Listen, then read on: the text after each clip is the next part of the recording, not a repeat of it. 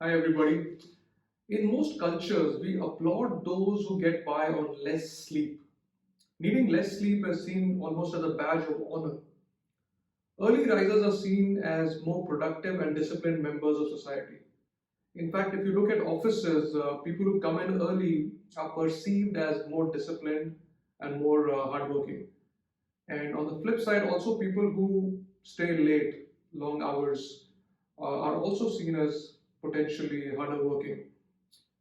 And if we do this at the cost of sleep, is that really a good way to be productive?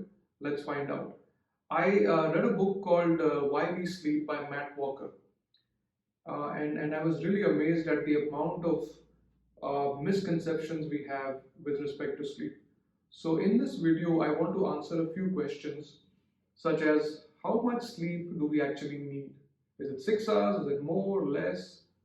Also, how do you know if you're getting enough sleep or not? And if you sleep less, and I know a lot of people who say, I sleep, let's say 5 hours or whatever, but I feel okay, I'm productive. Is that really a good idea? If not, what can be done about it? And also, what can you do to improve the quality of your sleep? Let's dive into each of these questions one by one.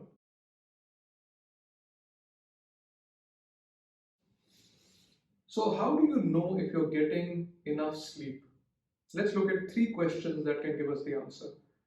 Do you need an alarm clock to wake up? Do you need caffeine in the first few hours? Which means, do you can you function without coffee or tea, whatever you drink, in the first few hours of your day? And given a chance, given the ideal conditions, can you fall asleep in the late morning? Like for example, on a flight, if you're taking a flight at 11 o'clock or whatever, can you fall asleep during that hour? If the answer to any of these questions is yes, then chances are that you're not getting enough sleep.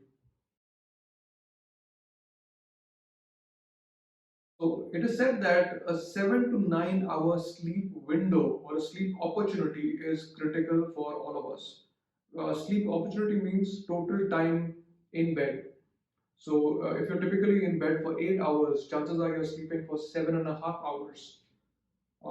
So a 7 to 9 hour sleep opportunity is very important for you. Are there people who can sleep less and be fine? Yes, there are.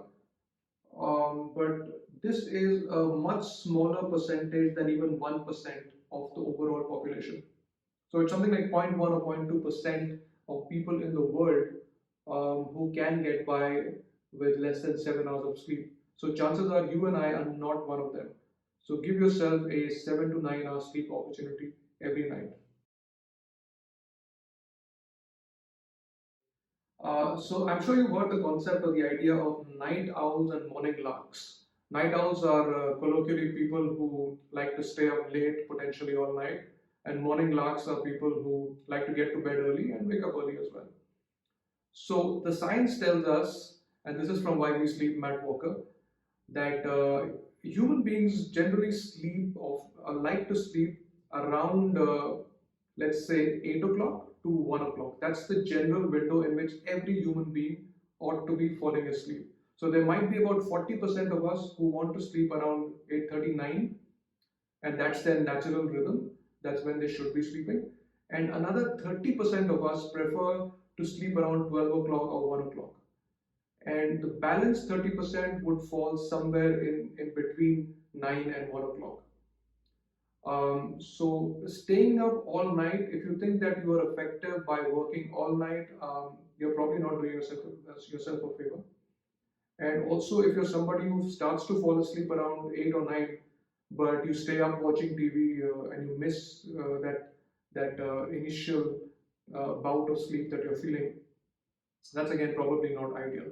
And the evolutionary benefit of this kind of a cycle was imagine times when we lived in tribes and we lived in a hostile world or a forest, for example.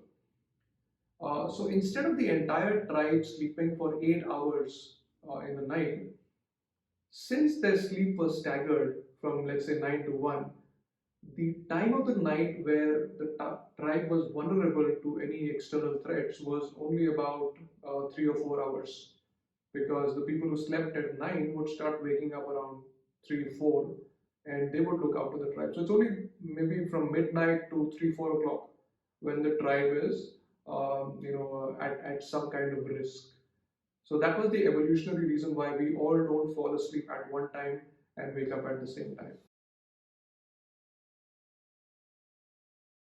And sadly, this is where we face a lot of discrimination in schools and colleges, and even in the place of work, where a lot of workplaces are set up to start and cater to the person who starts early.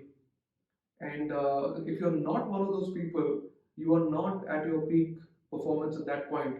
Like if you get into office at 8 o'clock, if you're somebody who slept at 1, you're not feeling yourself at that time. And as a result of which, your performance could suffer, and that becomes a vicious cycle. Similarly, in schools, a lot of schools start early, but only about 40% of the students are, physiologically equipped to be operating at their best at that time. So this is something that science is telling us, and scientists are telling us to in fact correct in the way that we work. And maybe working from home, flexible hours will change that to a great extent. So why is sleep important at all? Why do we spend a third of our day and a third of our life supposedly unproductive? Let's look at some of the important reasons why we sleep.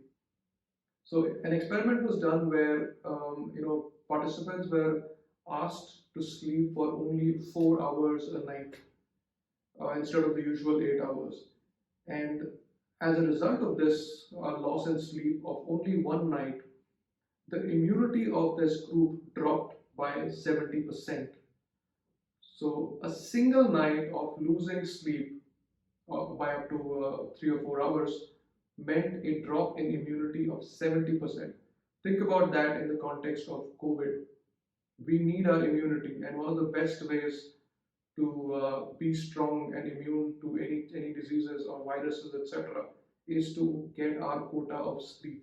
Another experiment found out that even a moderate reduction for a week of, let's say, people slept for 6 hours instead of 8 hours for a week, this disrupted their blood sugar levels enough to classify them as pre-diabetic. So diabetes is a big, lifestyle disease at the moment, and we blame sugar, as we should probably.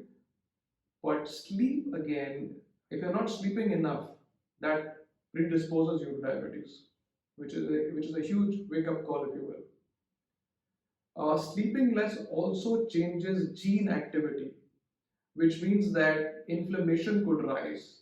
The chances of getting tumor and cancer, etc., go up with more inflammation in the body.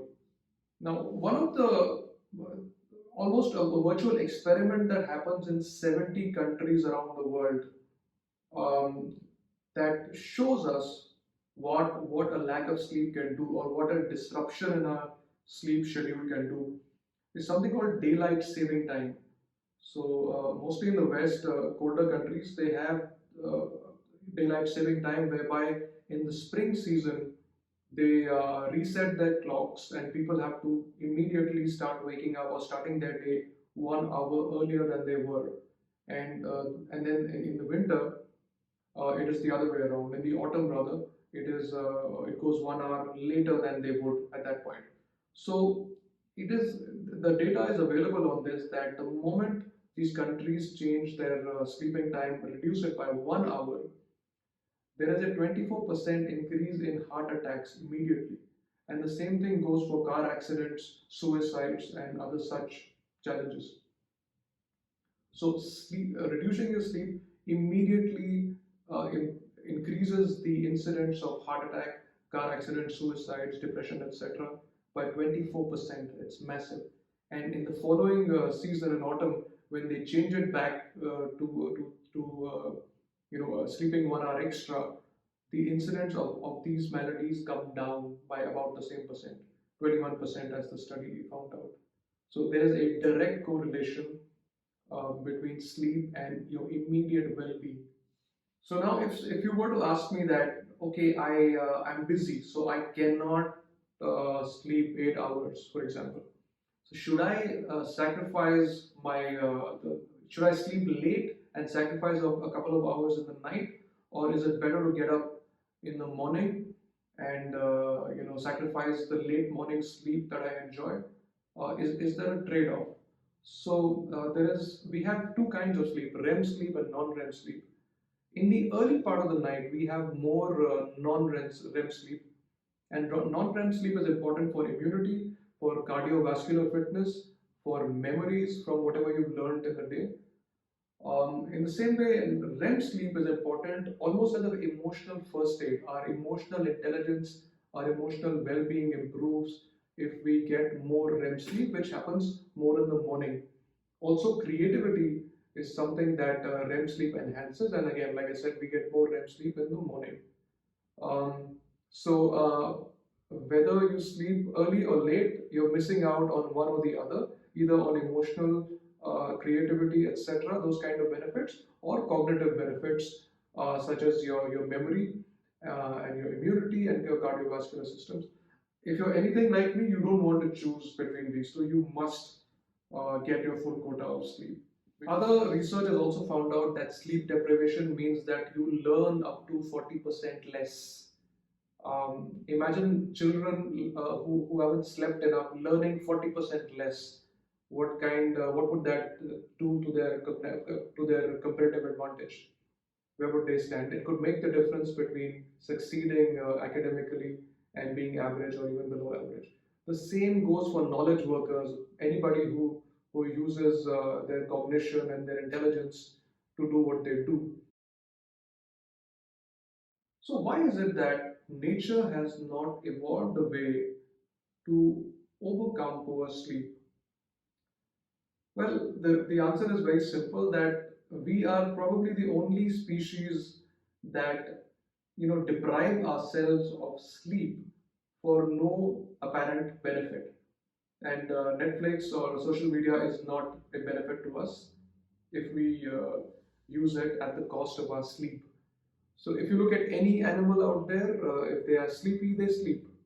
Nobody delays or fights off sleep. It's only us human beings, and that too in the modern environment, through artificial light and working 24/7, our devices and so on. So the way that the modern world is set up uh, is disrupting our sleep. So what can you do to ensure good sleep? Like I mentioned, we are creatures of rhythm. Human beings follow a 24-hour rhythm, and regularity is important for your sleep as well.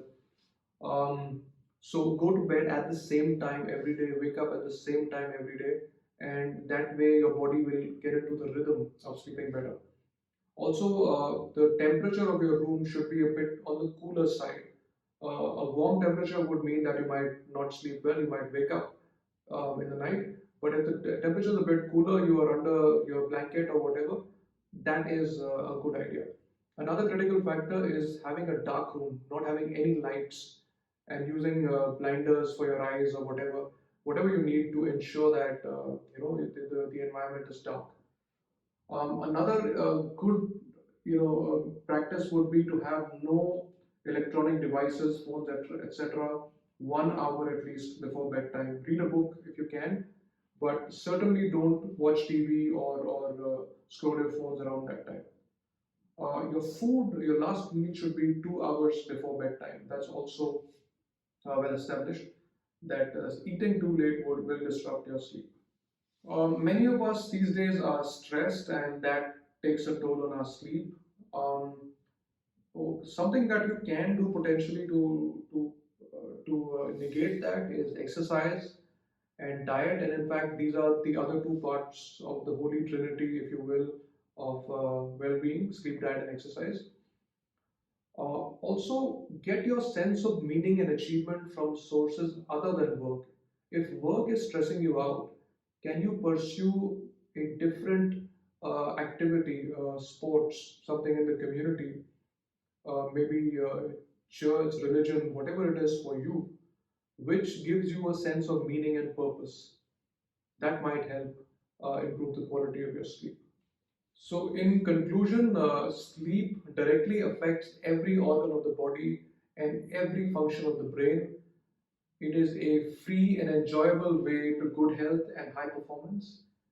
Please do try and get your quota every single day. Thank you very much.